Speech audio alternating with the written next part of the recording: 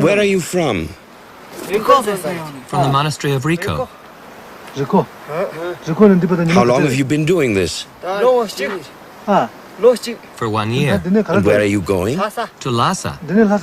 But it's at least 300 miles to Lhasa. How long will it take you? About 3 months. How many prostrations do you do a day? About 3,000. Per day? That's less than 4 miles.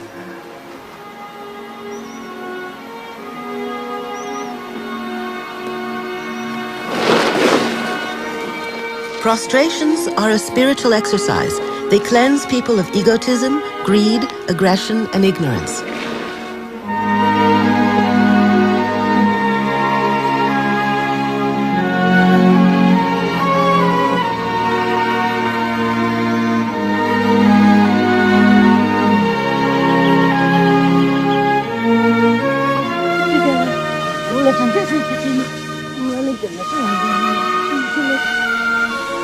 Tibetans make a pilgrimage to Lhasa at least once in their lives.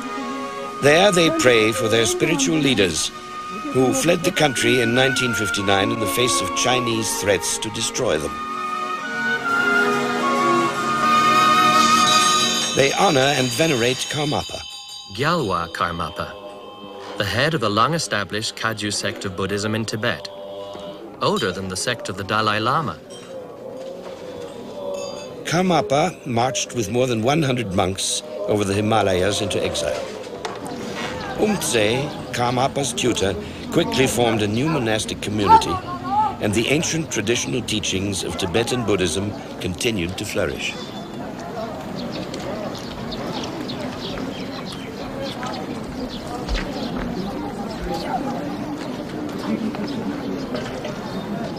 This place is called Rumtek, a monastery in Sikkim, which was then a little Buddhist kingdom north of India on the southern slopes of the Himalayas.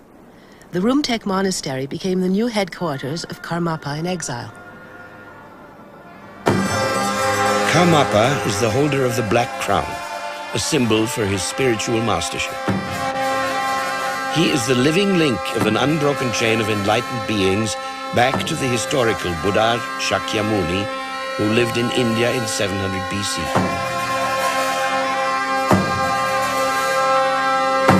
He is Buddha. Buddha Shakyamuni transmitted his qualities to his pupils, who also became enlightened and were able to help their pupils also to reach this state of self-liberation. In the 12th century, this chain of enlightened beings led to the first Karmapa, who then developed the unique ability to predict exactly and in writing his own reincarnation, as did the second Karmapa, and the third, and so forth, up to him, the present, the 16th incarnation of Karmapa.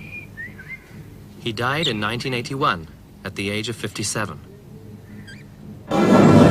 His body was cremated at Rumtek Monastery. It was a state funeral, and mourners gathered from all corners of the earth. Karmapa has millions of followers. He left behind 4 young representatives or interim regents. Shamar on the right, Situ on the left, Jamgon, and Gyaltsab, the youngest of the interim regents. Rainbows over the blue skies of Sikkim. For Tibetans, a sure sign that an enlightened being has left his body. In Buddhism, death is not the end.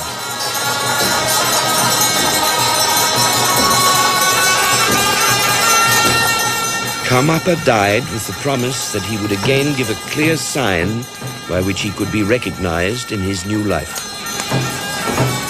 But for a long time, no clues were found. Until 11 years later, I got some kind of one dream. Says the 14th Dalai Lama. The location, the area where is the present is the Karmapa was born. One valley is naturally is the stones and the lawns looks as a high altitude, and then facing is the south. And there's some stream, small, there's beautiful streams.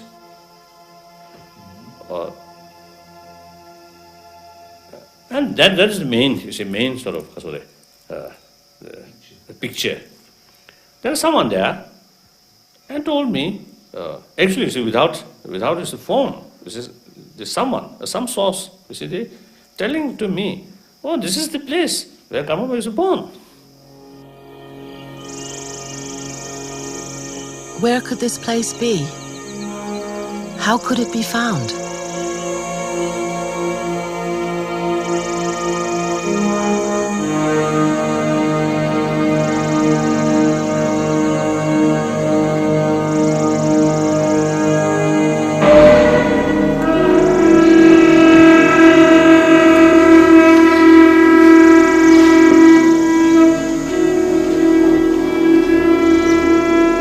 Here in northern India is where Situ, one of Karmapa's 4 interim regions, made an interesting discovery.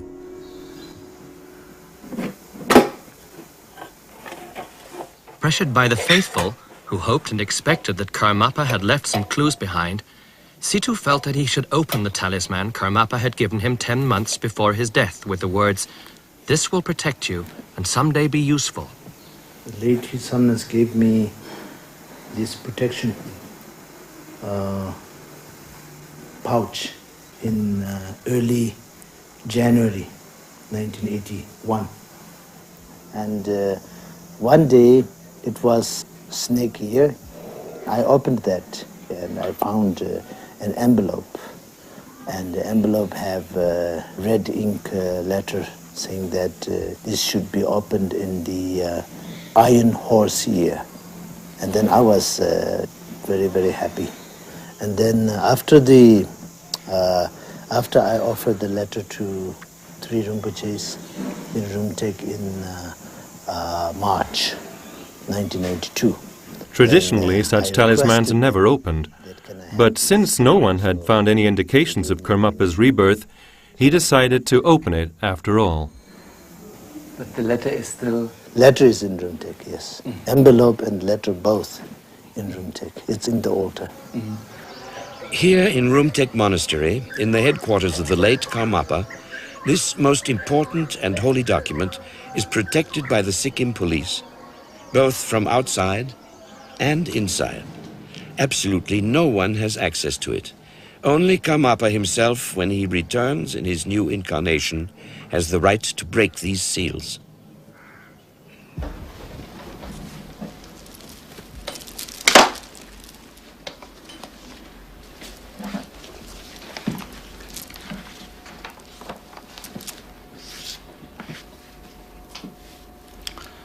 But I have a copy here of the sacred letter, and this is in Tibetan, so I will read this. Emma ho rangrigne kuntude. Emma Ho. Self-awareness is always bliss. The Dharma Dhatu has no center nor edge. From here to the north, in the east of the land of snow, is a country where divine thunder spontaneously blazes, in a good nomad's place with the sign of a cow. Method is Dundup, and wisdom is Lolaga. Born in the year of the one used for the earth, with the miraculous far-reaching sound of the White One.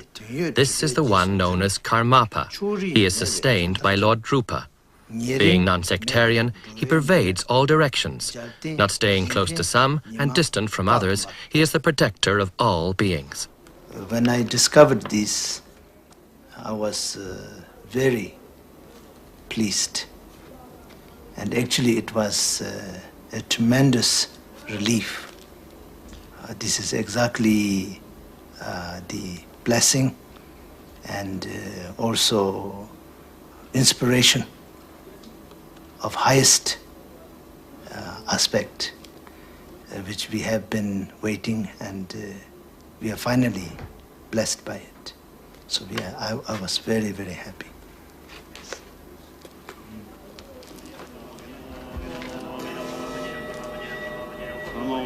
This letter was interpreted by Gyaltsap on the left, Jamgon, Situ, and Shamar on the right working together.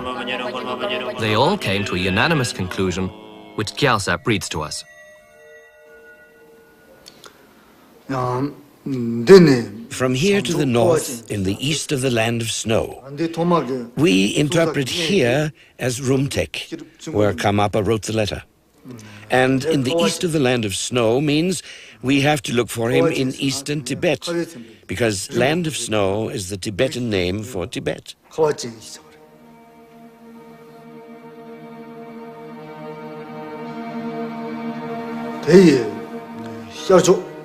Where divine thunder spontaneously blazes indicates a district in eastern Tibet.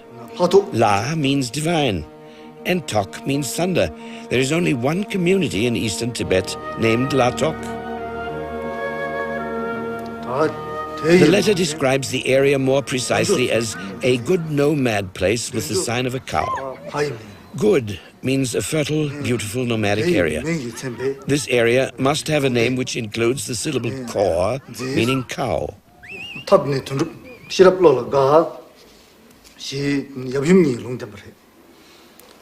The next line, method is Dundup and wisdom is Lolaga, predicts the names of the parents. It refers to the Buddhist symbolism.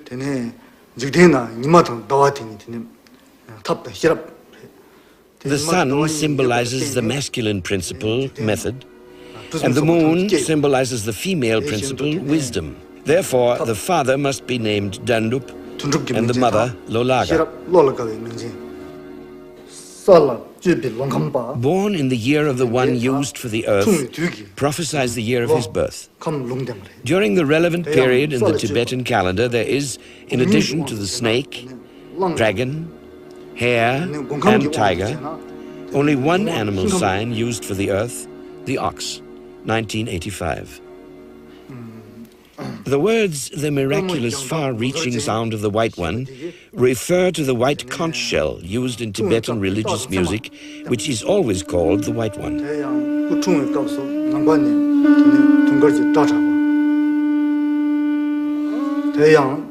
Sustained by Lord Drupa refers to Situ, whose Buddhist name of honor is Drupa. In his previous life, Situ had identified the last Karmapa and was chosen to exercise this function once again. With respect, so much for the moment. Jamgon, Karmapa's other interim regent. What do you personally think of the letter? Very precise. Do you think the information which the letter contains and how you interpreted it will enable you to find the reincarnation of Karmapa? Yeah, you could say that. Yes, it is very clear and very precise. And that's why we're all very confident about, finding of his holiness yes. Because of visa problems, a copy of the letter is sent together with their interpretation to Tsurpu Monastery in Tibet. Tsurpu has been the seat of all Karmapas for 800 years.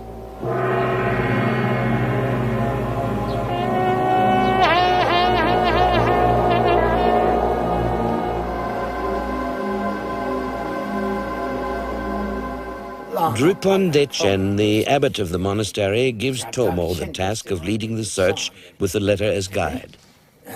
Take Ashang Lodro with you and travel to Kham in eastern Tibet, and then follow the directions in the letter.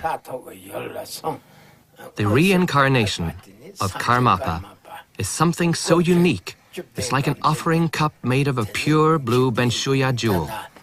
Hopefully, after 12 years of waiting, all our wishes are going to be fulfilled. The letter brings a blessing.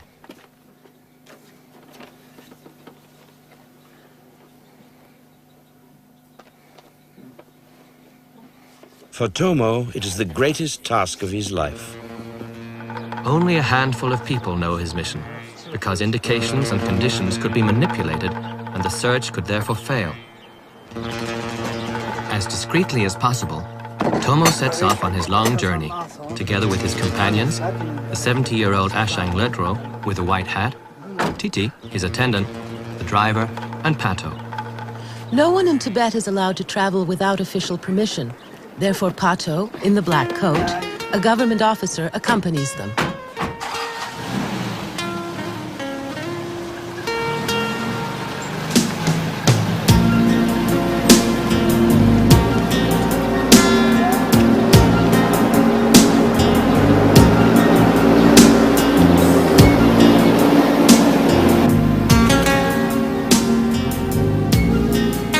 It's more than 1,000 miles to Latok, eastern Tibet, and several military checkpoints have to be passed.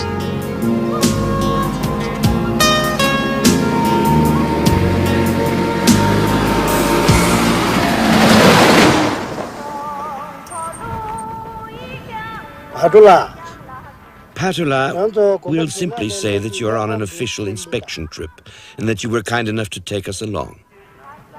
Tomula, we won't tell anyone what we're looking for. We'll pretend to be pilgrims.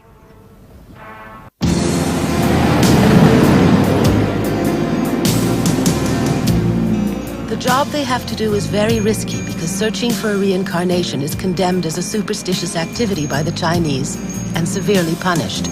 Therefore, they have to keep the reason for their journey strictly secret, and if they really find Karmapa, their hope is that Karmapa will protect them. Karmapa is not like an ordinary reincarnation. He's a living Buddha, and the Chinese would provoke an uprising in Tibet if they chose to condemn him, as they did up to now with many others. For 30 years, the Tibetans had been strictly forbidden to practice their religion. In the meantime, however, a very few selected monasteries have been given permission to rebuild. The monasteries were centers of education for everyone. The country on the roof of the world is as big as Western Europe, or a quarter of the US, but with only 6 million inhabitants. Since 1960, Beijing has been oppressing Tibet with 500,000 soldiers and colonizing it with what are by now 8 million new Chinese settlers. More than 1 million Tibetans have been killed. The country has been looted. Tibet's natural resources are plundered, and nearly all the big wild animals have been wiped out. Before the Chinese started to build roads, one could see great herds of antelopes, wild donkeys, and yaks. Today, only a few birds are left. Tibetans do not kill animals just for fun or profit. It would be against their faith. The majority are nomads who live with and not against nature.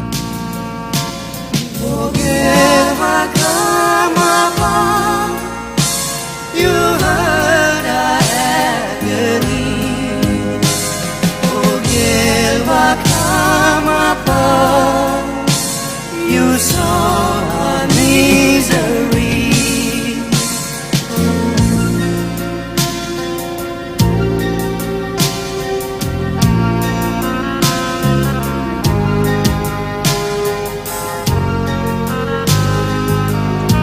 A Himalayan valley can be so large that it takes a whole day to cross. If the jeep has a breakdown, there is no one who can help. It is so cold that in the morning one can drive over frozen rivers, but by midday they're thawed out again, and these extremes of temperature are repeated day after day.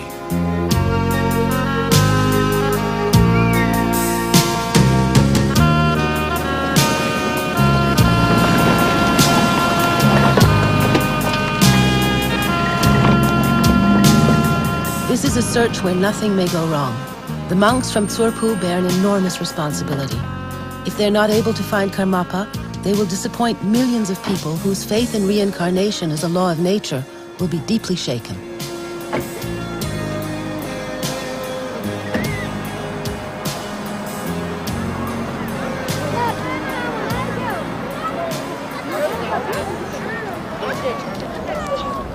The search party now has to proceed on horseback because there are no roads into the district of Latok. They need 4 riding horses and 1 pack horse for at least 2 weeks. Horses are rare and not easy to get, but with friendly words they quickly come to terms.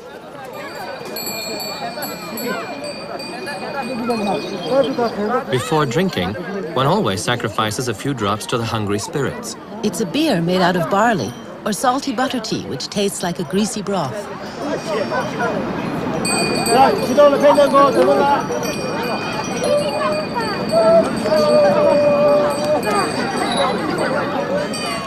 The horses of the Himalayas are pretty small, but they're tough.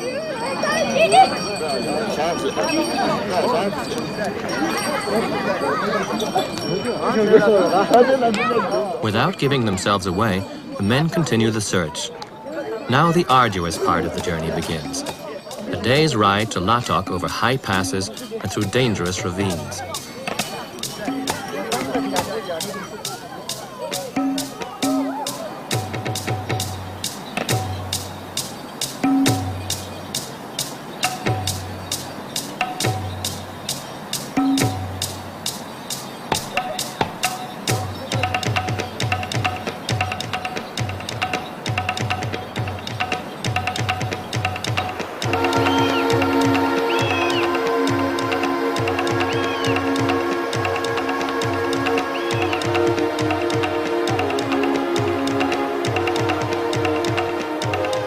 The monks of Tsurpu have sent Officer Pato on ahead to see if the coast is clear and to find accommodations in Latok.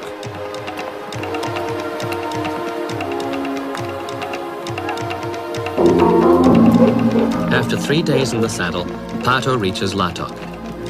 Above the village is the Kalek Monastery, which was completely destroyed by the invaders in 1966 and recently rebuilt.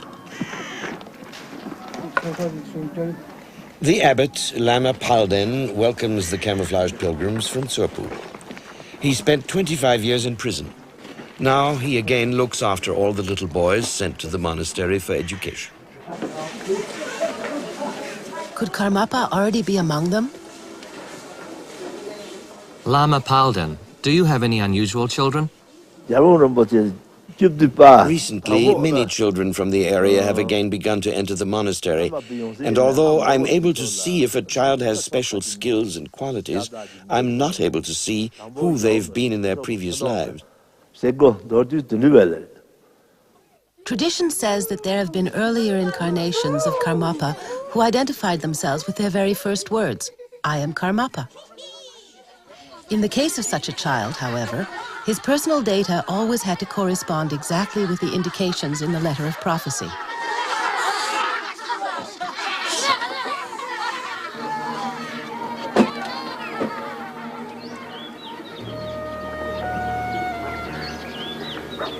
Tomo and Lödro not only interviewed monks, they also talked to people outside the monastery.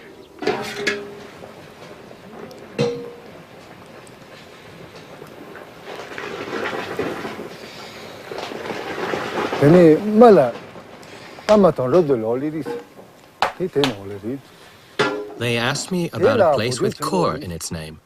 Yes, I said. Pakor, the Valley of the Cow, isn't far from here. And they wanted to know if there was a woman named Lolaga. Yes, there is. And her husband is called Dundup. The men said they were relatives and wanted to know all about their children. So I told them Lolaga and Dundup had 6 daughters and 3 sons. The oldest must have been born in the year of the hare, the middle one in the year of the ox, and the youngest in the year of the pig. When they heard all that, one of them folded his hands and began to weep.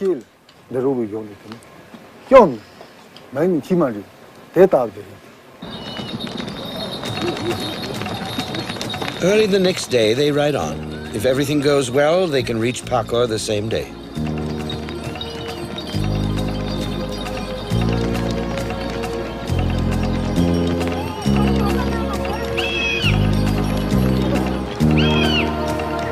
"12 years of waiting, and now only one more pass to cross."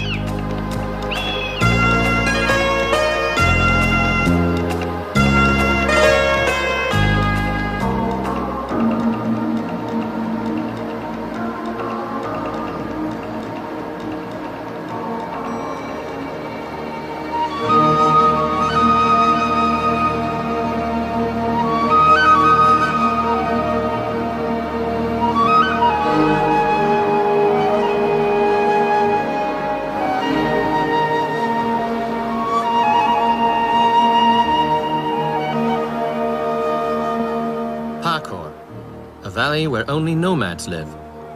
Here there are neither houses, nor mail, nor electricity. The men from Tsurpu find it hard to imagine that their enlightened Karmapa, the Buddha, could have chosen this of all places for his reincarnation. What reasons might he have?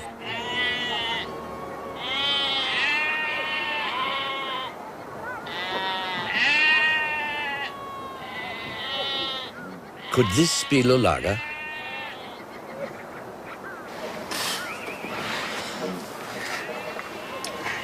People here still live the way they did in primeval times.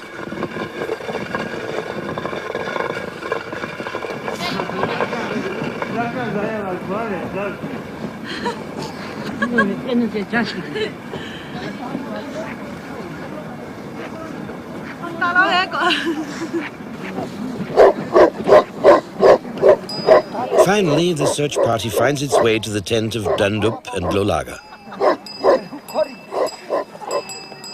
If what they've heard is true, then their middle son, who was born in the year of the ox, must be Karmapa.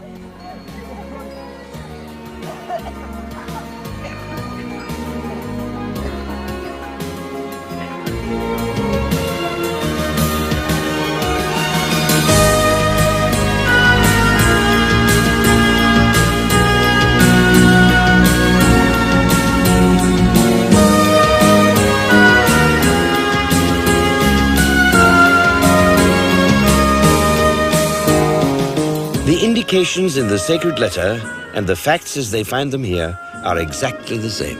The dream of the Dalai Lama has been confirmed.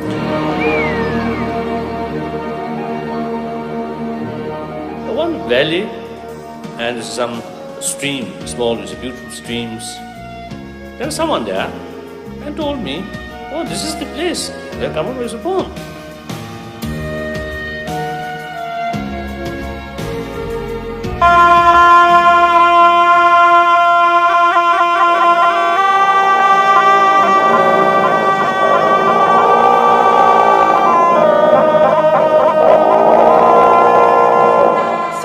Years after the 16th Karmapa had to flee from the Chinese invaders and Tsurpu was completely destroyed, the 17th Karmapa returns once again to his ancestral home.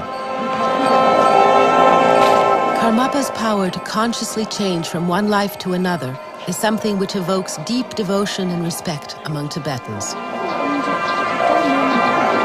They don't see him as a child, they see him as a person who bears with him the wisdom of 16 lives in Buddhahood.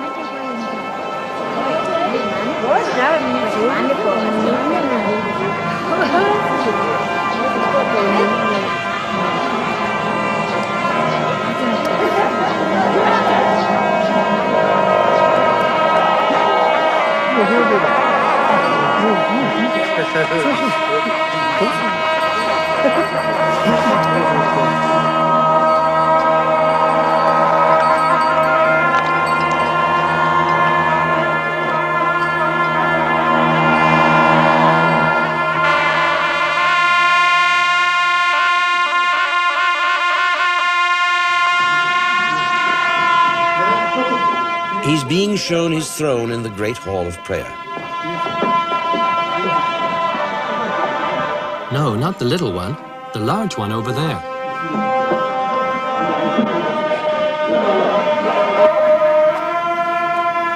Having been informed immediately that Karmapa had been found, Situ comes to greet him.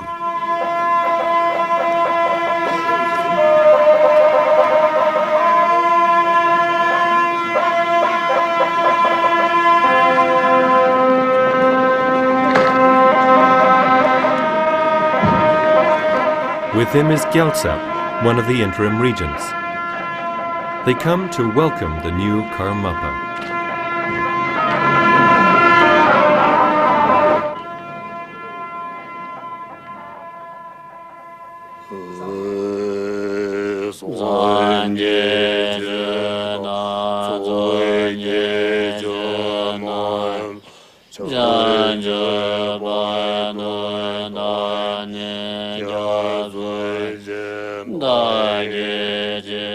In Tibet, great moments such as this don't happen spontaneously.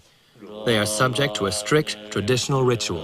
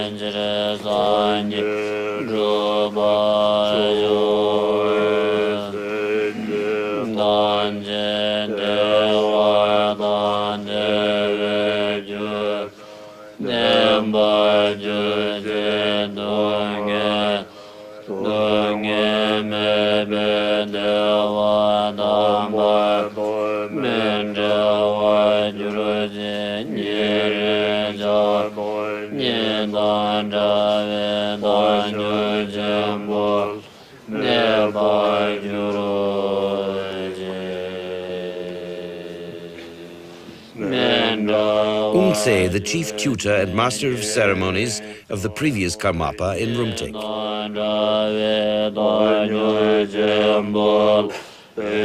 How much does Karmapa remember about Umtse and all the others who were so familiar to him in his previous life?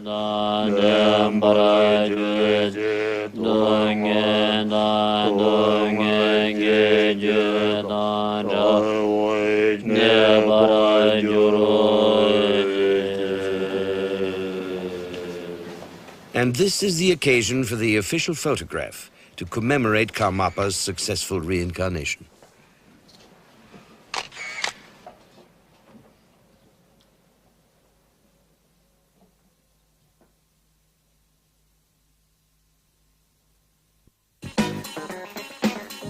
The news spreads quickly all over the world. Karmapa's personality and his unique abilities arouse much interest in the West. Without any effort on his part, his appearance coincides with a general surge of interest in Buddhism outside Asia. The little son of Tibetan nomads from Latok is officially recognized by the Dalai Lama as the true reincarnation of Karmapa. What was the basis for your recognition? So what usually I do is I do not, relying on just one or two, test. So I proceed my usual method regarding the choosing reincarnation. Then the indication is positive. So then I decided, okay, that's good. Ultimately, a Karmapa proves himself by his deeds.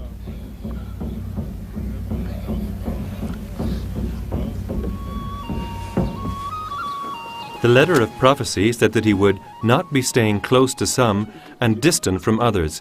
He is the protector of all beings.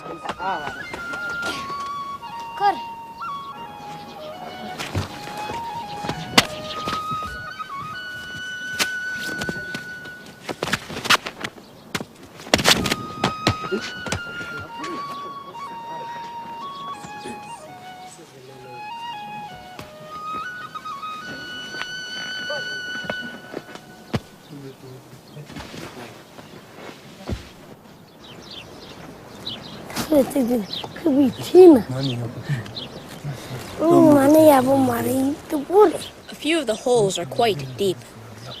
Some Karmapas left the impressions of their fingers in the stone to prove the power of mind over matter. The Chinese left gaping holes in the wall, which prove their faith in the power that comes from the barrel of a gun and demonstrate their hatred of religion. Religion in Tibet is something altogether different from what Marx, Mao, or other materialists meant by it. Buddhism is not the opium of the people. Buddhism made the people gentle and peaceful. This makes their brutal fate particularly tragic and bitter. Is this the Karmapa's house?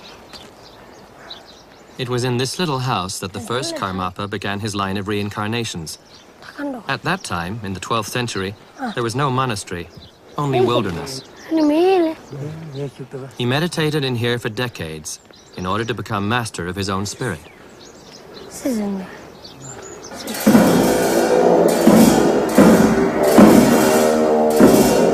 All of the 16 Karmapas were clearly identified by the prophecies they left behind in their previous life. And in this way, the line of reincarnations has remained unbroken for 800 years. The first Karmapa became famous for his miracles, and a monastery grew up around his modest little house at Sorpu. Like the first Karmapa, his successors withdrew from monastic life to the seclusion of their hermitages and caves. These still existing places of retreat are objects of veneration for pilgrims. Most of them are still in use. Surviving here in the winter at temperatures of minus 40 degrees is proof enough of extraordinary spiritual power.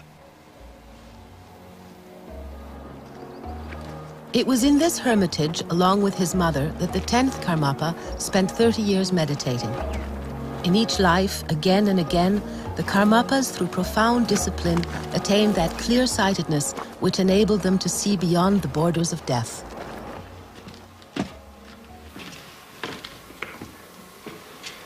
This is the cave where the 10th Karmapa meditated during most of his life.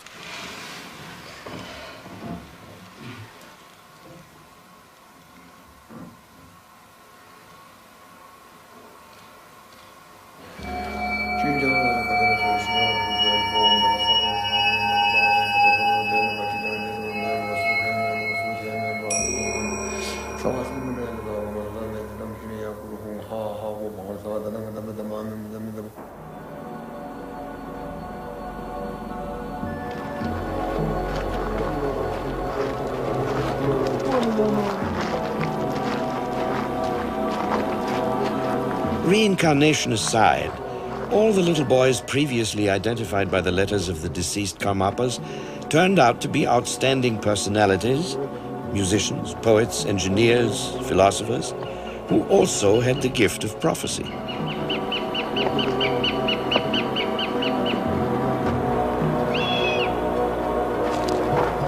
The 9th Karmapa sat here and left the imprint of his back in the rock. Those who rub against it are sometimes healed of disease.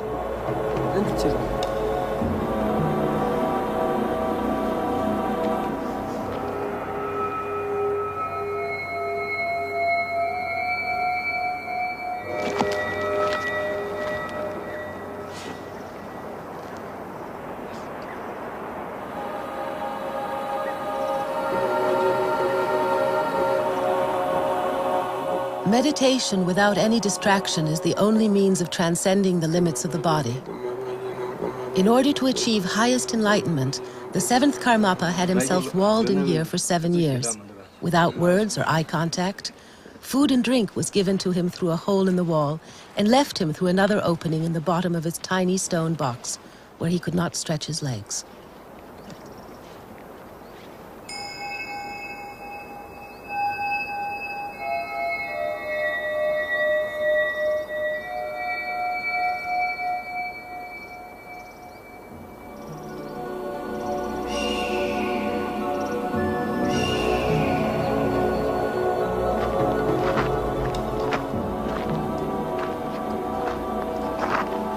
At an elevation of 15,000 feet, the 2nd Karmapa had his hermitage.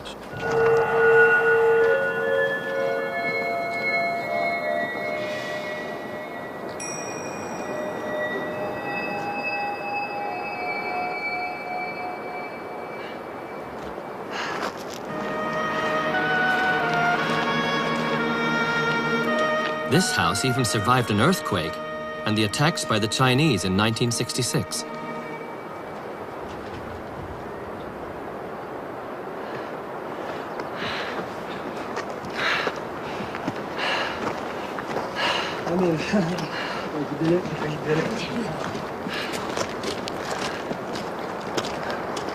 It is a testimony to the strength of Tibetan Buddhism that despite everything which has happened in recent years, the 17th Karmapa is able to once again reclaim his ancestral home and give new life to it. By thus dying and returning in a new body and with a new nationality, he surmounts political borders which would have been impossible to cross with the same body and as an exile. This is his first outing on horseback since he has returned to Tsurpu.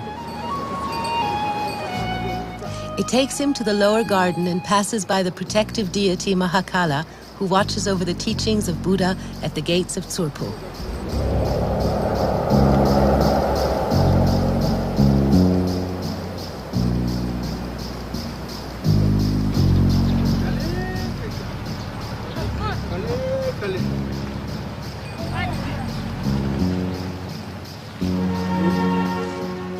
Years before the birth of the first Karmapa, Padmasambhava, the founder of Tibetan Buddhism, made a prophecy which said that completing the work of Karmapa would require 21 reincarnations.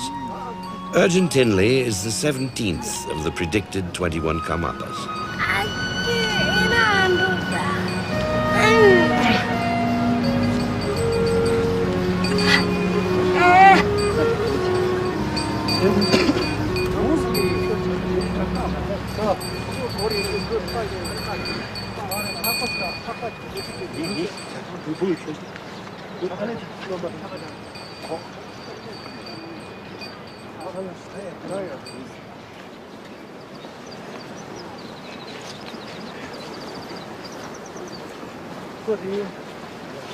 There's something in there.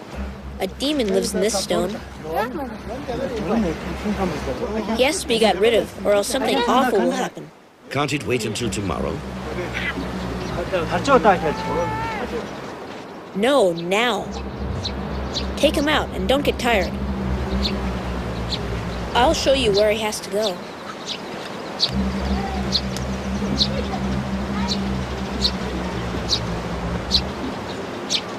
Here, that's where he should be buried.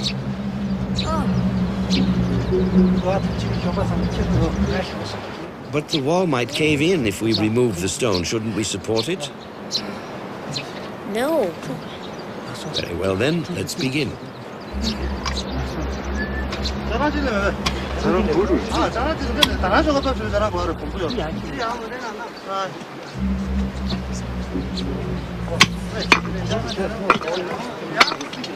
In Tibet, it is not at all unusual for demons to take possession of a stone and spread evil from there.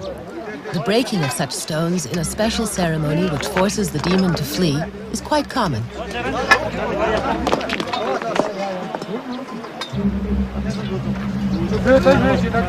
Apparently, this demon is particularly unpleasant, and the Karmapa wants him buried.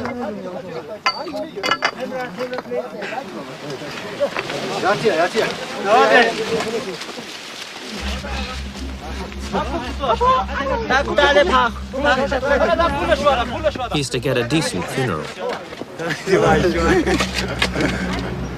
Only monks are allowed to dig his grave.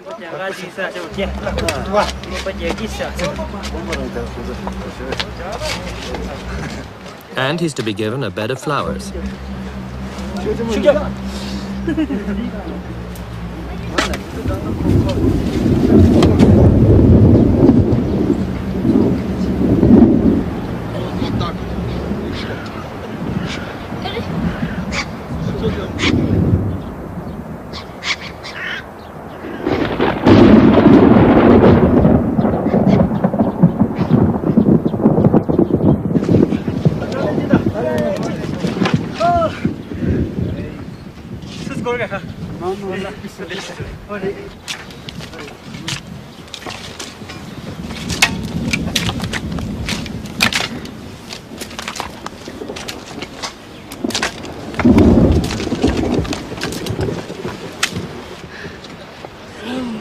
Here he will find peace.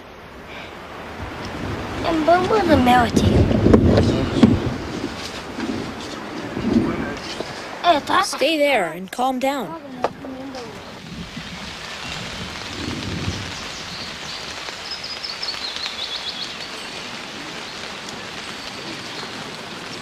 Did he just imagine all this? Or does he have a kind of perception which we lack?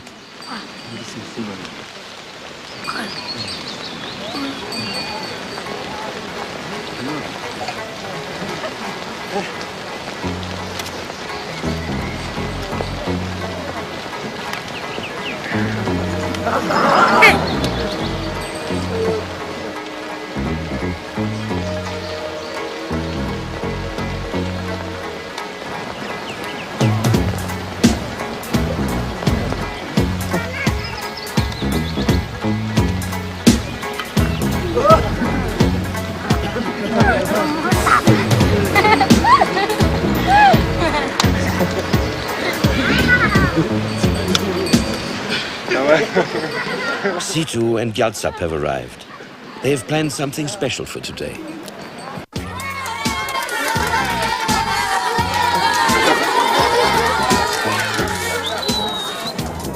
A vacation from the monastery can last for a couple of days. The Tibetans love picnics and outdoor activities.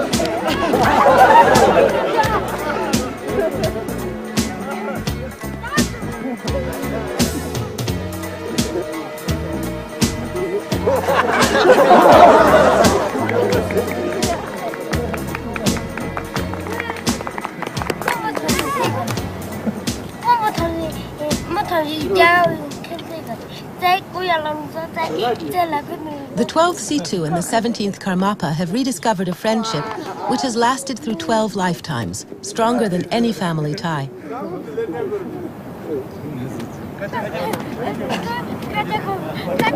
At a party like this, even someone as austere as Gyaltsap, one of the interim regents, can become playful. A form of stately Tibetan rock and roll.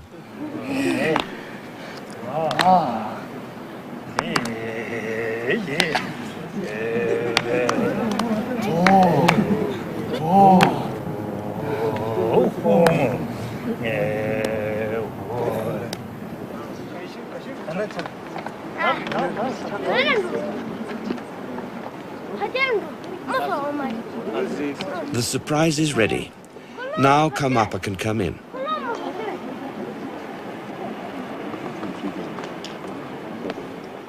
It's too dangerous for predators like these, armed with savage teeth and claws, to indulge in... A generator, a television set and a video recorder have been brought from Lhasa especially for today.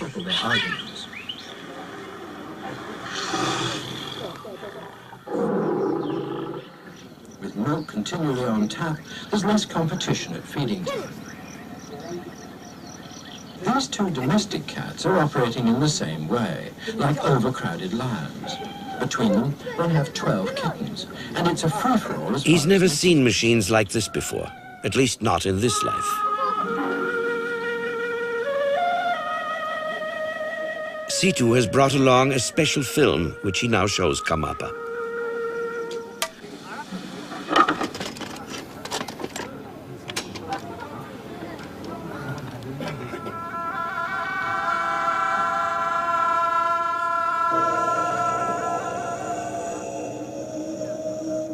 It's a film about the 16th Karmapa. 3 rooms have already been prepared.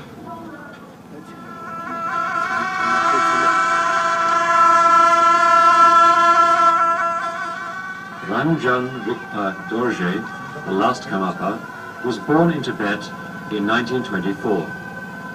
He fulfilled the prophecies of Padma Sambhava, who also foretold in the 8th century Sorapur Monastery will be the center of the activity of the successive Karmapas, who by their activity would liberate inconceivable numbers of sentient beings.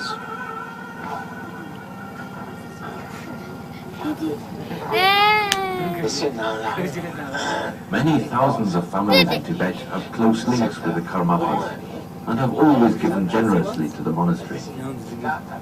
Tibetans are sure that the new incarnation of the Gyalva Karmapa will one day come back here to Tsurku.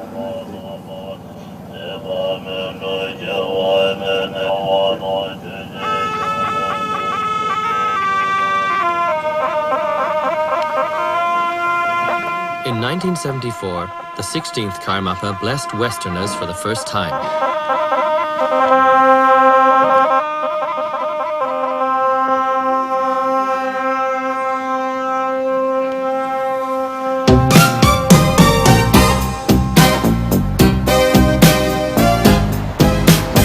On arriving in the United States, he went to Araibi in the Arizona desert to pay his respects to the Native Americans of the Hopi tribe.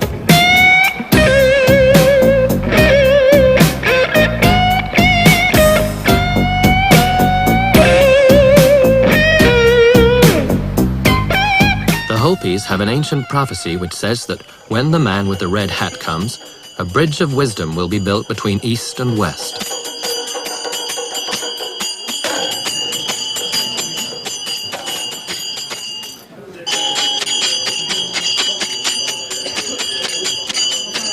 After Karmapa's visit, the Hopi called a meeting of all their medicine men.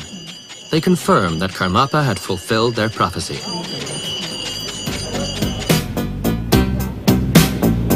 Karmapa then traveled to a number of American cities.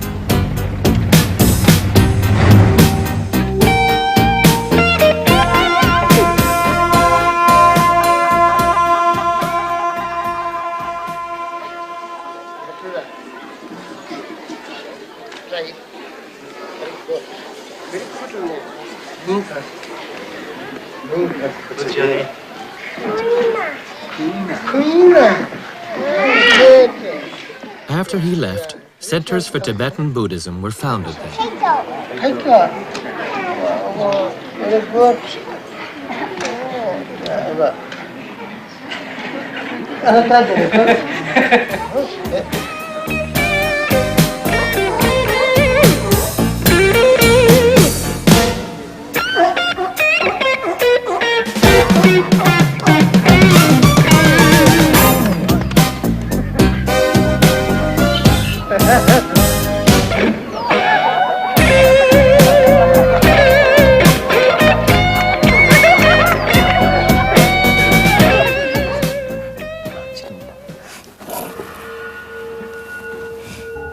What is actually involved in this continuity of the spirit?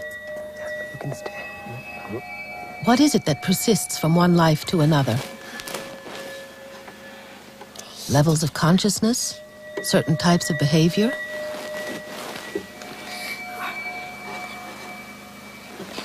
Belief in a direct connection between one life and another is made possible by our own personal subjective experience.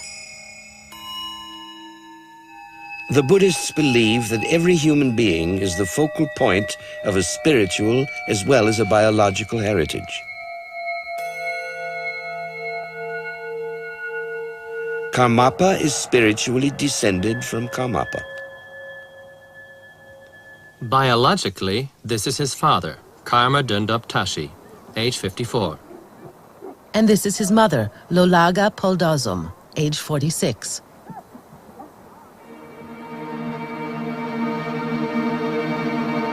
They are nomads in eastern Tibet, in the province of Kham, in the Latok district.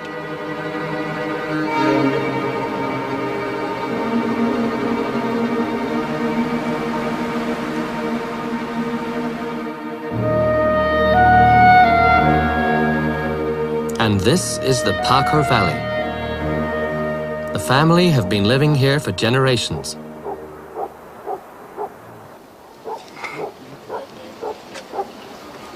By the time Karmapa was born in 1985, Lolaga had already given birth to 7 children.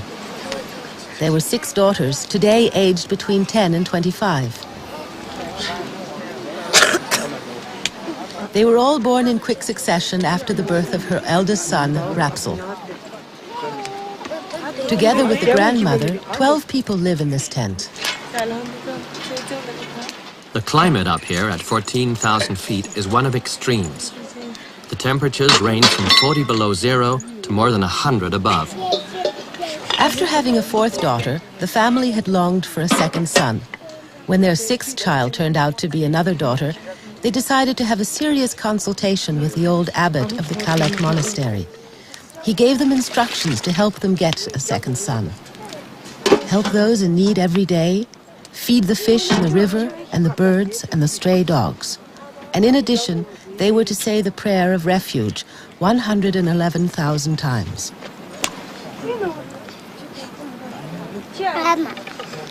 But when yet another daughter was born, the old abbot had died. Lama Palden became his successor, and he gave them the same advice. In addition, he recommended a pilgrimage to Lhasa. The father traveled to central Tibet, while the mother stayed home with the family and continued to pray. After 50,000 prayers, Lolanga was pregnant. The family prayers were intensified. The father said tens of thousands, but the largest number, more than 1,000 a day, were said by the grandmother. She tells how, at the birth of her daughter, there had already been signs that Lolaga would greatly benefit Buddhism.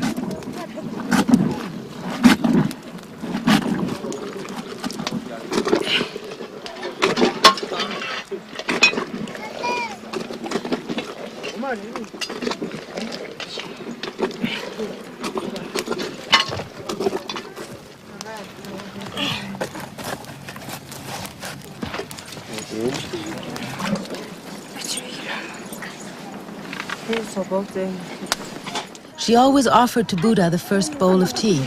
Now Buddha is part of her family. Her devotion is nevertheless the same.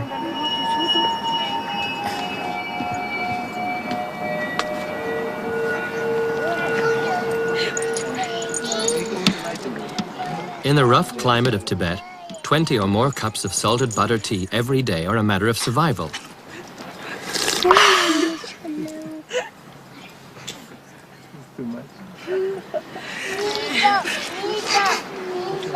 Their main food is tsampa, barley flour kneaded with butter tea.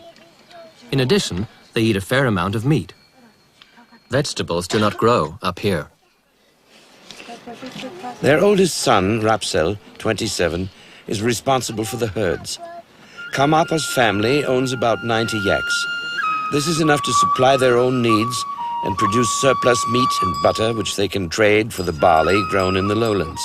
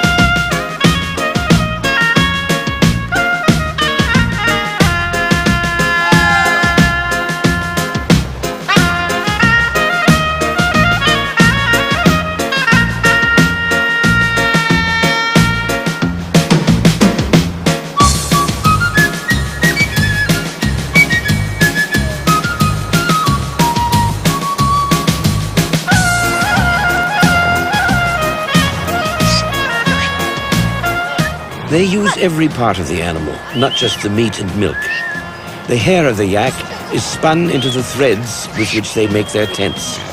The fur itself is made into blankets and coats, which are worn winter and summer. Nothing is thrown away. For the Tibetans, nature is sacred.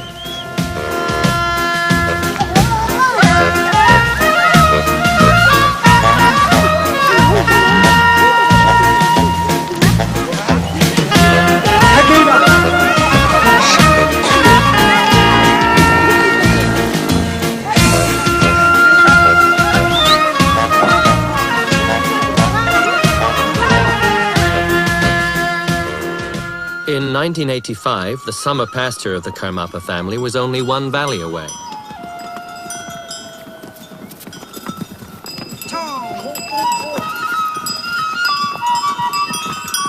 Four times a year, the family packs up and moves the herds to new grazing lands.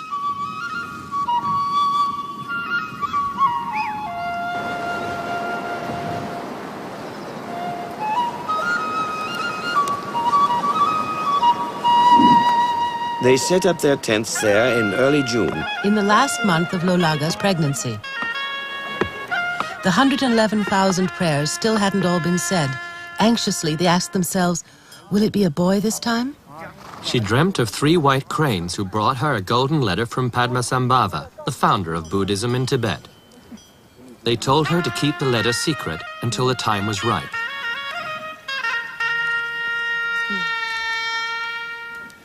This is the place and the tent. Here is where Karmapa was born on the 26th of June, 1985. It was an easy birth, shortly before sunrise on a beautiful morning. I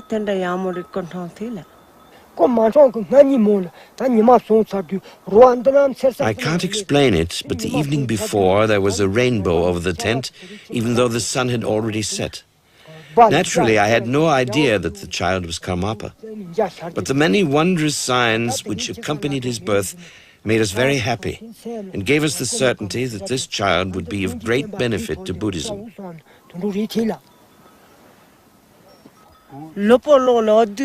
At his birth, the king of birds landed on our tent and sang a wonderful song.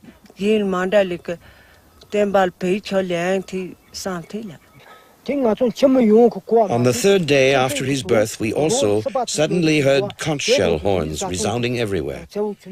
At first I thought it was an aeroplane. Everyone around here heard it. This sound lasted for an hour and a half. Our neighbors, the Sipas, the Tsewogs, and the Chudzoms will tell you the same thing. I looked out, but I couldn't see anything.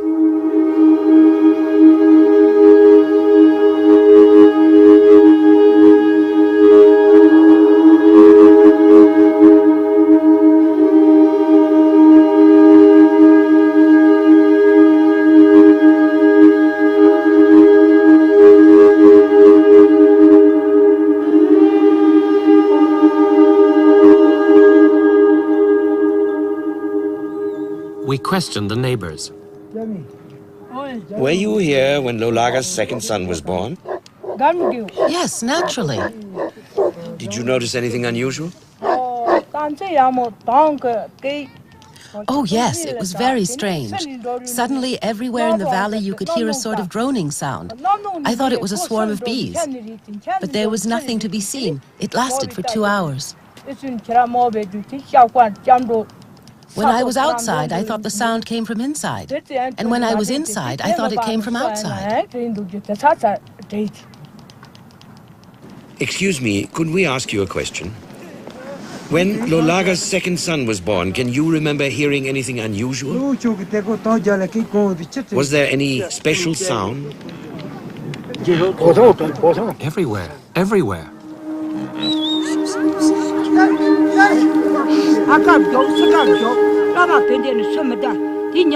I thought a High Lama had come riding into the valley and that an orchestra was accompanying him with lots of conch shells. We looked all around. The music could be heard everywhere. I couldn't tell where the sound was coming from. There was no Lama either. Nothing. Just this loud music in the air.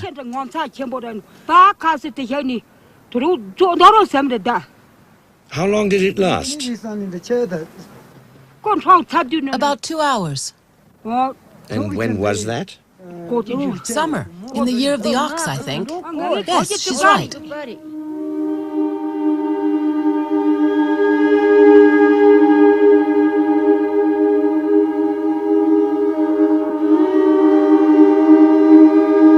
The Chokhang Temple in Lhasa is the focus of Tibet's spiritual strength. It is located below the Potala, the Dalai Lama's palace.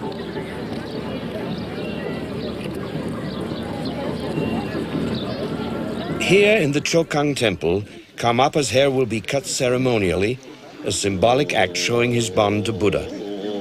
Normally, this rite is performed in front of a higher Lama, but Karmapa does it at the feet of the Chovo.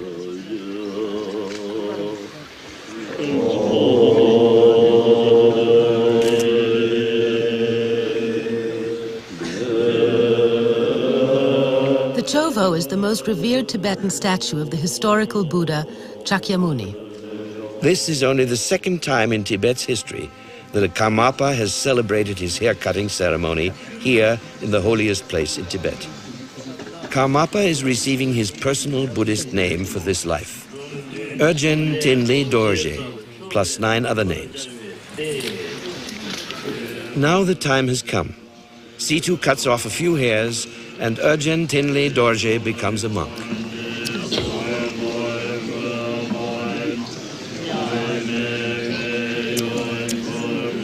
That a religious ceremony such as this could take place with the knowledge of the Chinese occupiers also has its political consequences. The fact is that the Chinese consider reincarnation pure superstition. Even so, they recognize Urchin Tinley as Karmapa. And what's more, they do so only because their political enemy, the Dalai Lama, has identified him as the true reincarnation.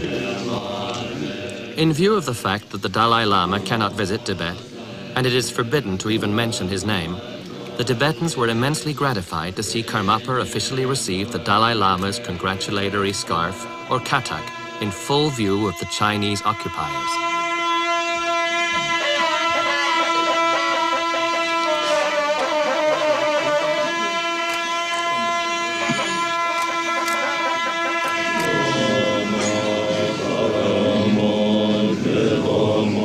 Tibet now has a spiritual leader who is inside the country and who is closely connected to the Dalai Lama. This is only a first step, but it is a hopeful sign for the survival of Buddhism in Tibet.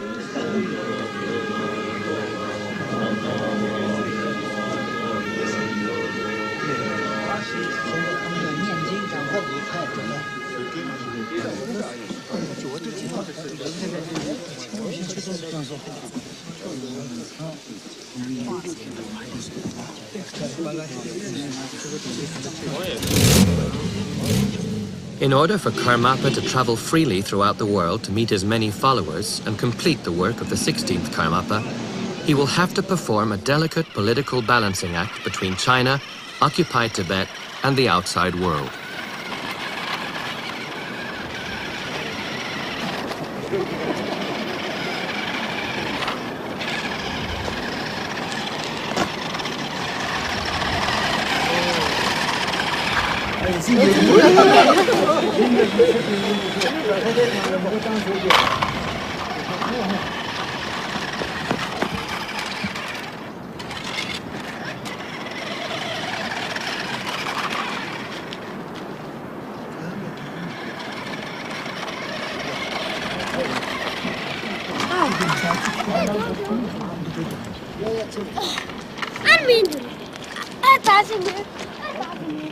If it is possible for someone to decide where and when his spirit will enter another body, then one might ask why Karmapa actually chose to be born here in Pakur.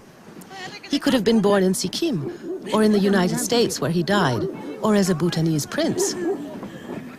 But nothing like that. These were his playmates.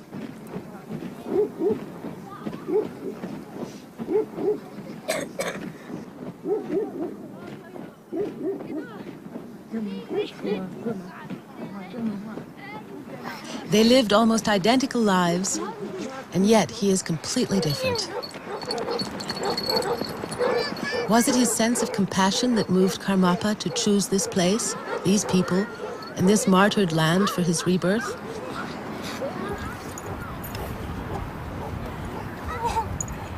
His mother, Lolaga, has only animal dung as fuel for cooking and heating the tent.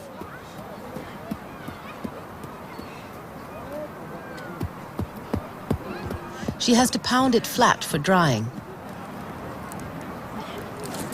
When she was a child, she collected dead wood in the forests around here. It's hard to believe that this area, like all the enormous expanses of eastern Tibet, was once a huge forest, full of trees so large that it took several men with outstretched arms to encircle them. What happened to the trees? In my childhood, there was a dense forest here. But during the last decades, all the forests have been cut down. One mountain after another has been stripped. Here, there are only tree stumps. This is all we have left. The trees have all been floated to China, and now nothing grows here. It's terrible.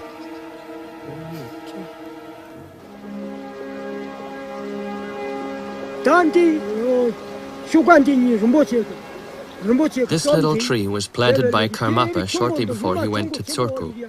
The spring here had almost completely dried up, and we didn't have water left for ourselves and our herds. Now it's bubbling again. Karmapa conducted a ceremony in front of his freshly planted tree. If he hadn't saved the spring, the summer pasture up here would have been lost, and we would have had to move down to the river to find water for our animals. But there the grass has all been eaten away.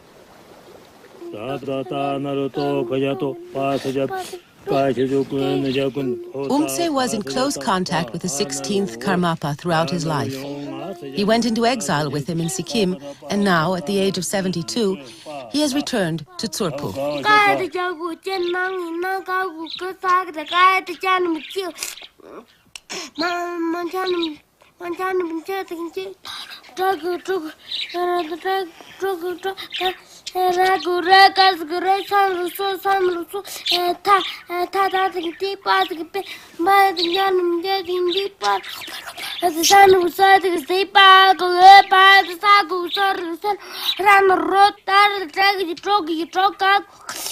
Karmapa often doesn't feel like school, but there are some texts which he knows by heart after only one reading.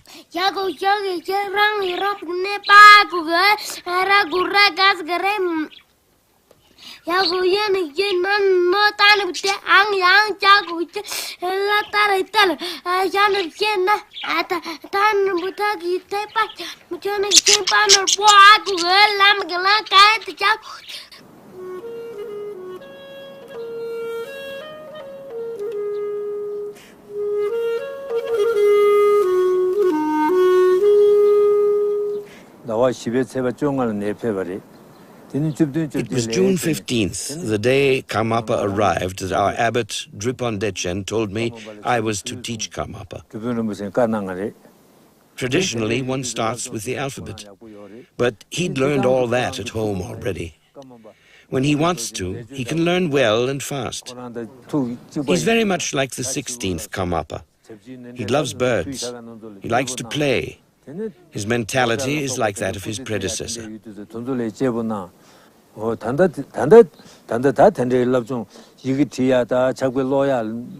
Later, he will study metaphysics at the very highest level.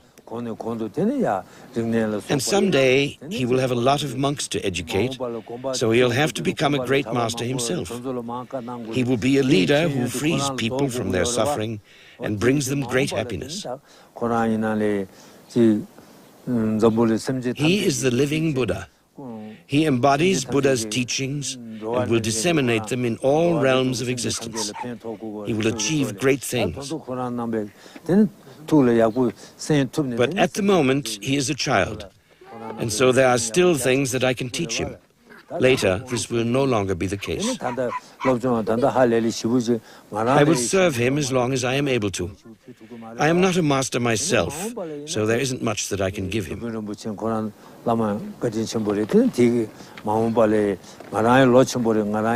Besides, I'm old and frail. I could be dead in a month, or in 1 or 2 years, one doesn't know. In the future, he'll determine his own activities. They will depend on the power of his spirit and the greatness of his compassion, and on the degree of his enlightenment.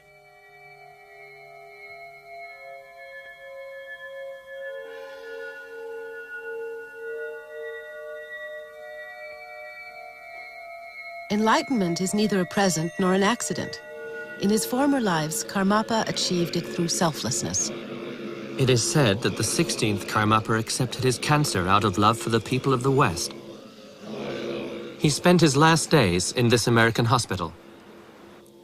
Watching as a physician an unstoppable illness ravage his body, and yet this kindness that never stopped. Every morning I would go in and ask him, "Are you having pain?" And he'd smile at me and say, "No, no pain, no pain." It was very confusing to the staff. It was obvious he wasn't just denying his illness. So the staff was constantly confronted with this person who was dying, but was still more interested in how they felt than in how he felt. Karmapa died on November the 5th, 1981. His principal students invited me into the room and had me hold my hand over His Holiness's heart area. And each day I was amazed to find that it stayed warm. I wasn't as amazed after 24 hours, but then after 48 and 72 hours, I was beginning to be quite shocked. Traditionally, shortly after death, the body becomes cold as the circulation stops. And in His Holiness's case, there was a definite warmth over the area of the heart. As a physician, I have no explanation for this.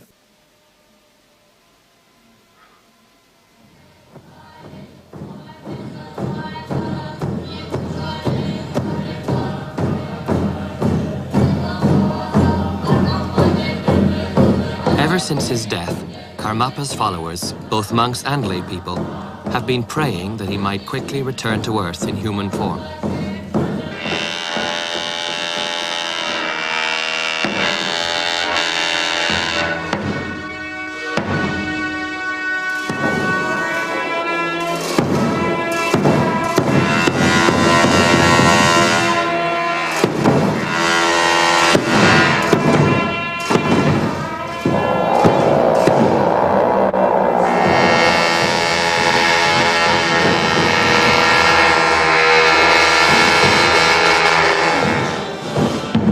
Karmapa is not obliged to reincarnate. He is free of all the confusion, anxiety, and attachments which drive people compulsively back into a body. Karmapa only returns when there are many who need him and ask for his help.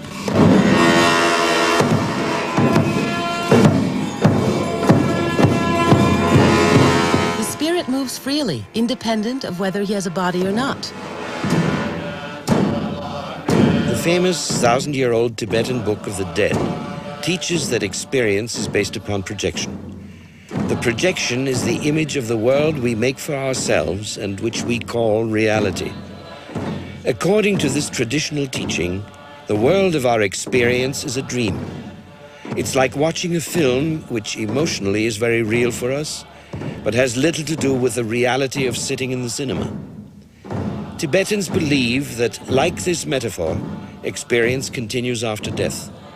The projector is the spirit which cannot die. The show goes on, so to speak. If we become conscious that it is our mind which produces the film, the experience, then we can stop the projector of our mind and become aware that the true nature of our spirit is emptiness.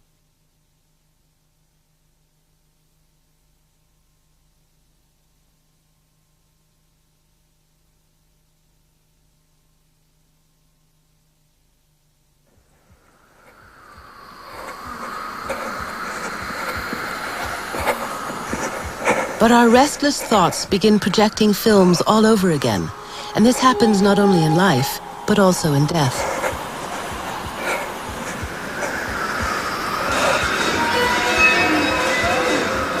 The Tibetan Book of the Dead even says that experience during death without a body is 7 times more intense. And it can be weeks before we realize that we've died. Usually, we realize it only because others can no longer perceive us.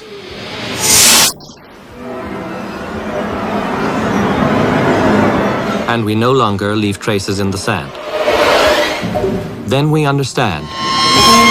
This is death.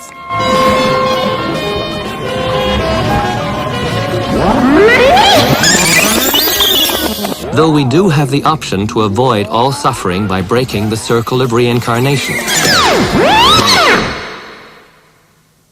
Or else to return to the world in the hope of rediscovering our accustomed reality.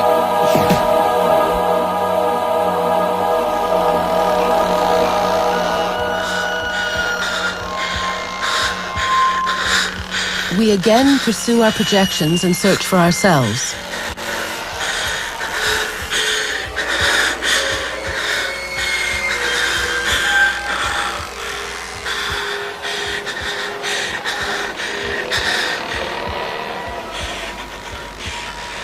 But there's nothing there.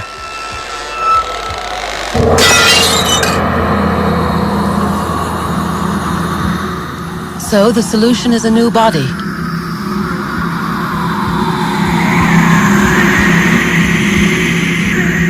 But a new body does not mean a new start. It's just a continuation of the fate we have created for ourselves. Karmapa says, don't be afraid of death. Death does not put an end to our experience.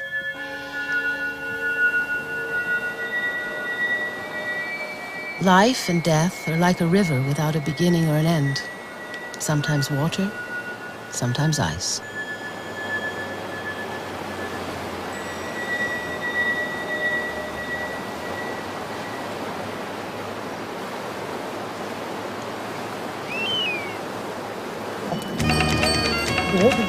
The family sets out to Tsurpu to be present at the enthronement of their son as the new living Buddha.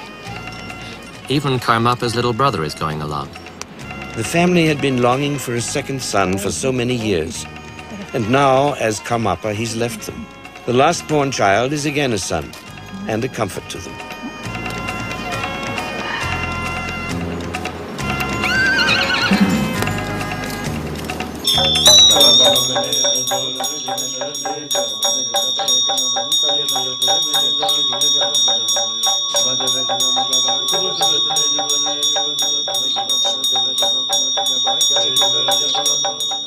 His mother breastfed Karmapa for 3 years. The little boy had what we normally describe as a happy childhood. His 6 older sisters contributed to his well-being.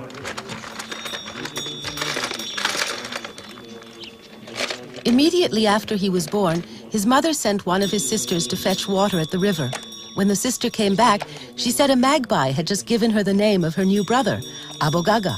And so, for the first 7 years of his life, until his discovery, he was called Abogaga.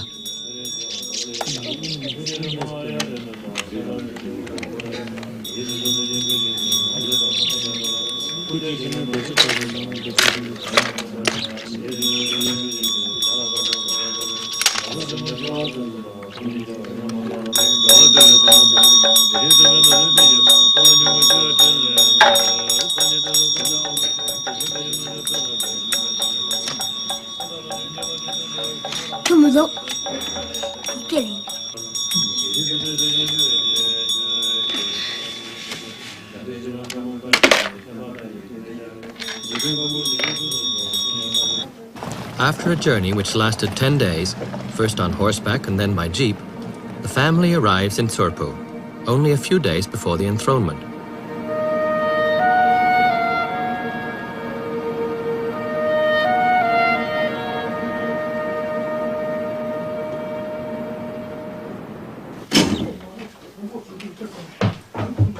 For the first time, the family meets their little Abogaga as the great Karmapa.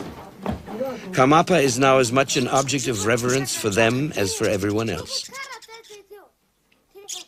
They cope with this situation neither with pride nor with sadness, but with respect and humility.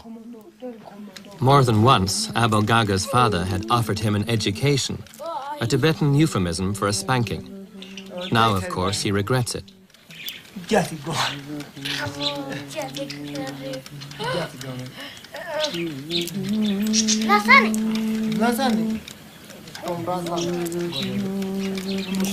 Isn't the little boy sad about being separated from his family? He seems to feel completely comfortable being Karmapa and being the boss here. He already had his 7 years of untrammeled and happy childhood with his family, and he doesn't seem to miss them.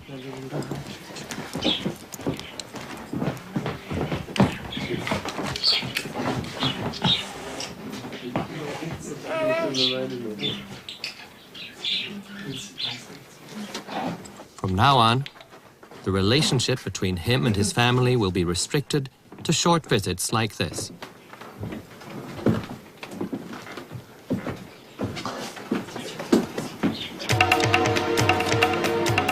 For the last 48 hours, the throngs of pilgrims have been pouring into Tsurpu.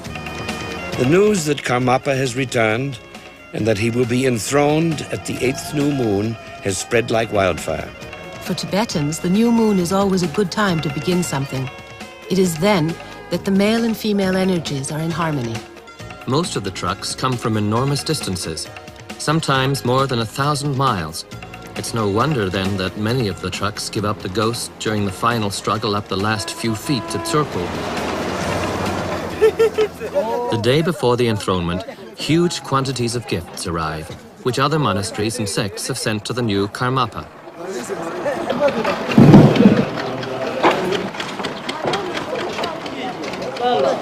Each item is recorded and exhibited. There's everything, from ritual objects to musical instruments, such as pipes and cymbals, to bags of herbs or pieces of brocade.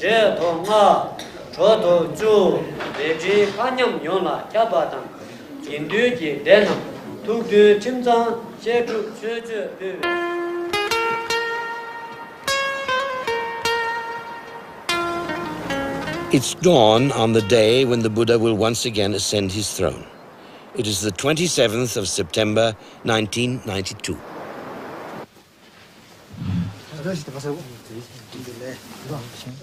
Karmapa doesn't seem to find these huge crowds very exciting.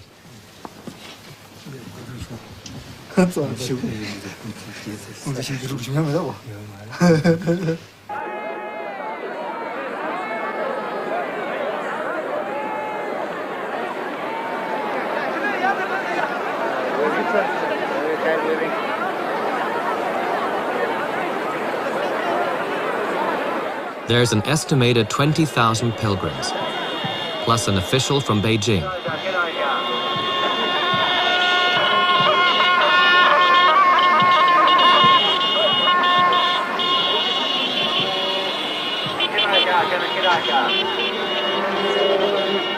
He comes with the order to turn this day into a political event.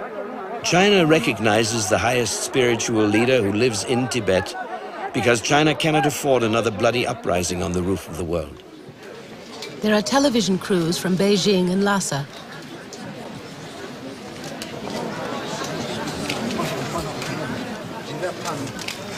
The official presents Urgyen Tenle Dorje with the Red Book of the Central Committee, with the state seal of his recognition as the 17th Karmapa, the living Buddha.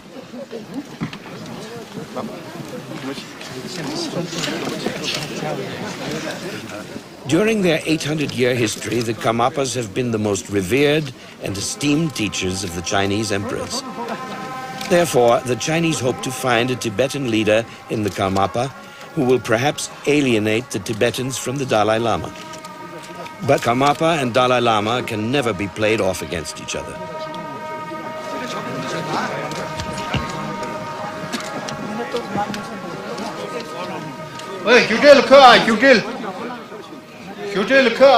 Despite this, the official from Beijing insists that the Karmapa may not be given a seat higher than his own.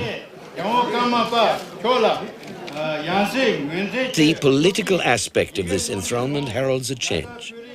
Now that reincarnation has been officially recognized, it can no longer be condemned and punished as superstition. And there will be at least some limits to the repression of Buddhism in Tibet.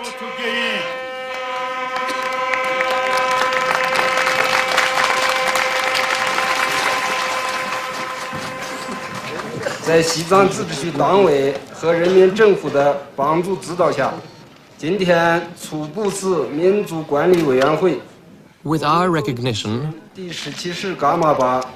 show that our government respects the religious freedom of minorities, especially of Tibet. The politics of religious freedom is a stable and long-term one. Consequently, we hope to see a strengthened socialism and patriotism originating from the monks, religious believers, and the monastery administrations. Tibetan Buddhism should be preserved.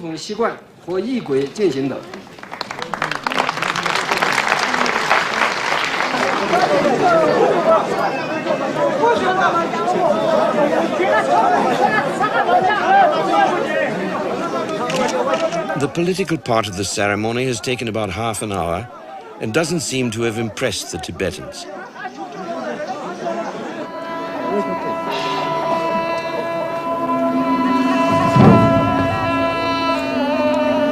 As soon as the Chinese delegation has departed, the Tibetans surge forward to take their places.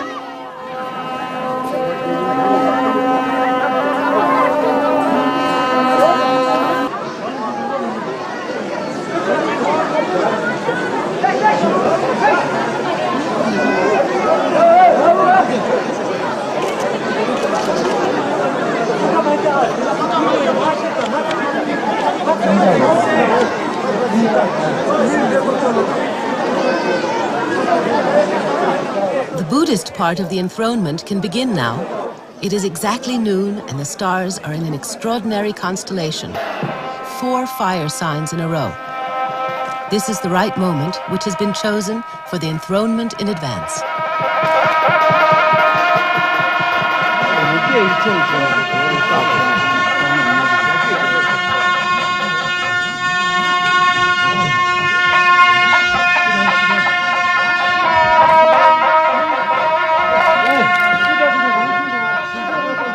The letter of prophecy which Karmapa had written in his previous life is now returned to him, together with the letter of recognition from the Dalai Lama and the judgment of the Tibetan state oracle. It is presented to him in a yellow scarf. Karmapa is once again Karmapa.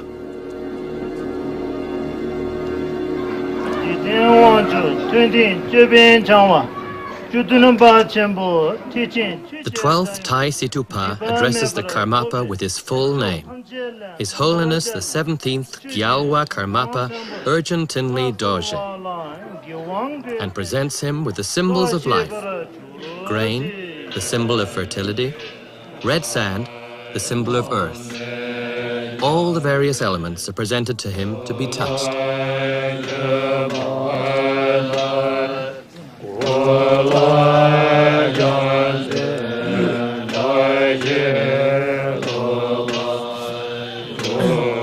There are extensive explanations of the interrelatedness of everything within the universe.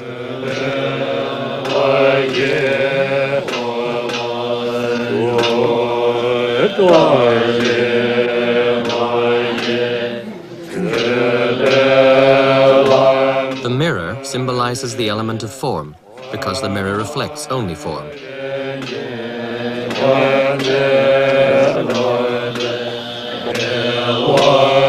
With this enthronement, Tsopu was and has remained the chief residence of the Karmapas, the living Buddhas. Visitors who couldn't get a seat inside the temple listened to the ceremony over loudspeakers.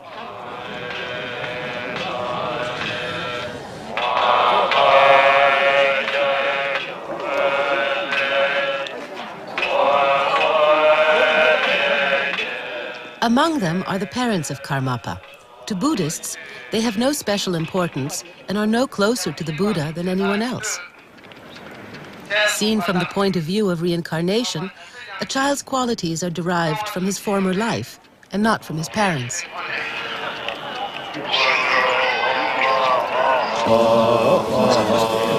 To conclude the ceremony, Gyaltsap celebrates the mandala offering. This means giving that which is dearest and most valuable, nothing less than the universe, symbolized by piling rice on a mirror-like surface.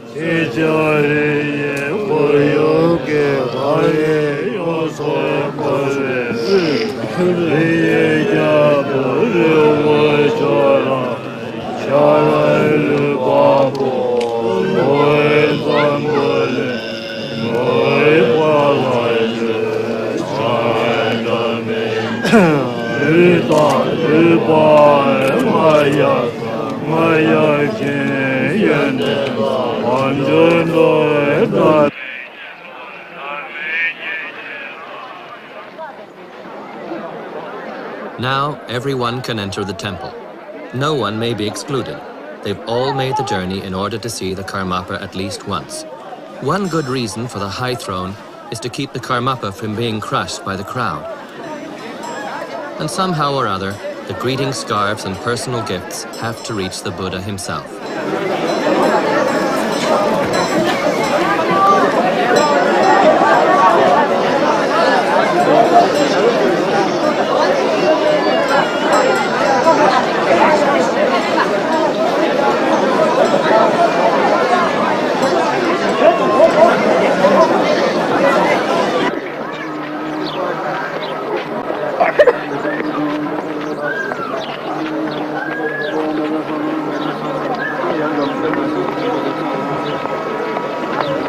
But finally, things are better organized.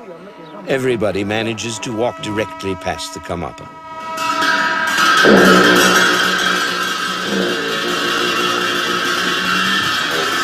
They receive his blessing and can see him from close up. For Tibetans, merely having seen the Karmapa ensures that one won't be reborn as an animal. One can be sure of returning at least 7 times as a human being and without having to endure a hard fate.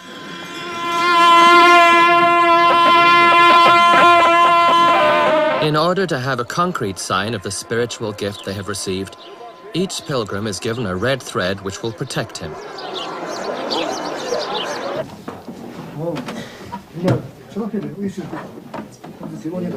The ceremony has lasted the whole day. After sitting still for 8 hours, Karmapa is still ready for a joke.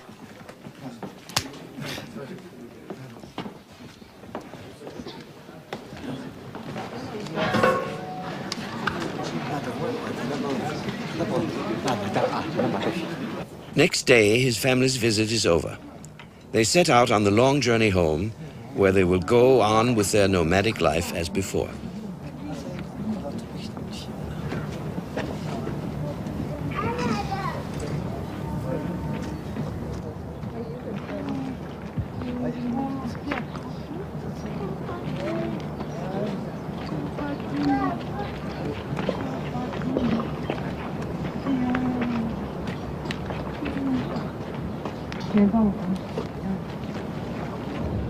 The parting from his little brother is especially tender.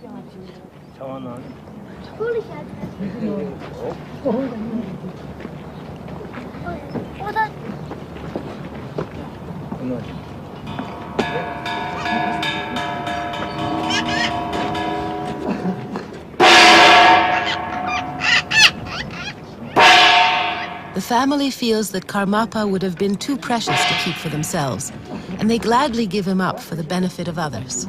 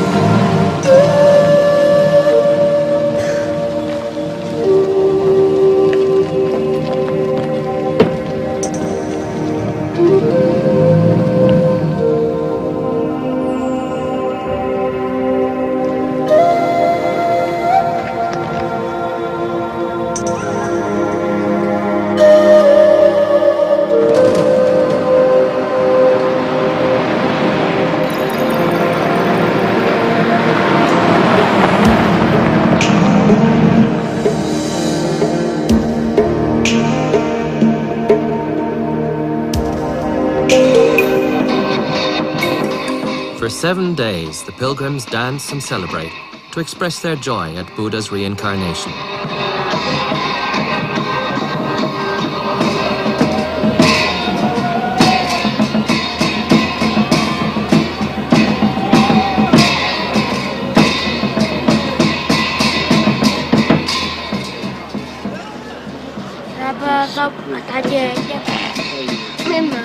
Karmapa is studying to hold his first initiation into Buddhism.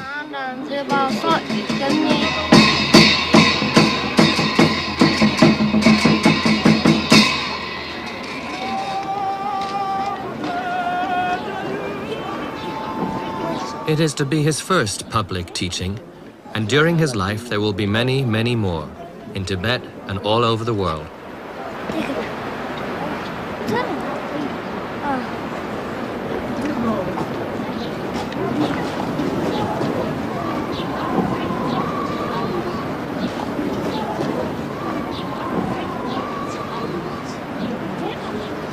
This initiation emphasizes compassion for all sentient beings.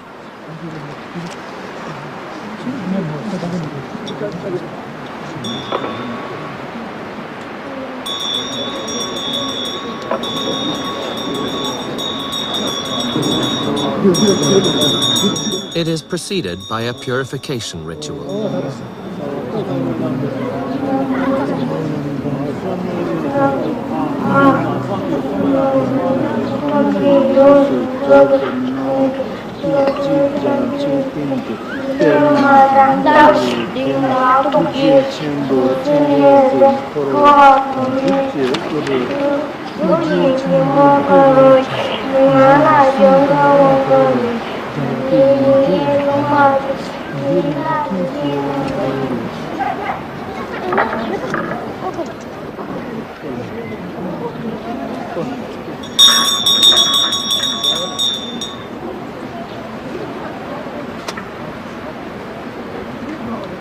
The saffron water which Karmapa has blessed creates the connection between himself and everyone who is there.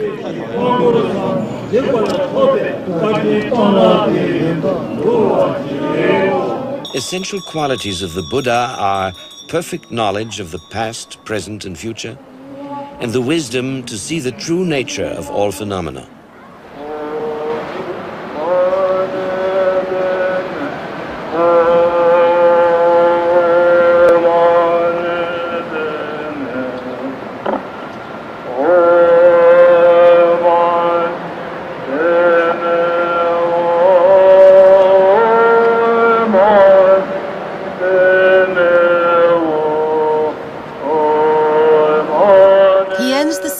With the message that there are no qualities or wisdom without compassion.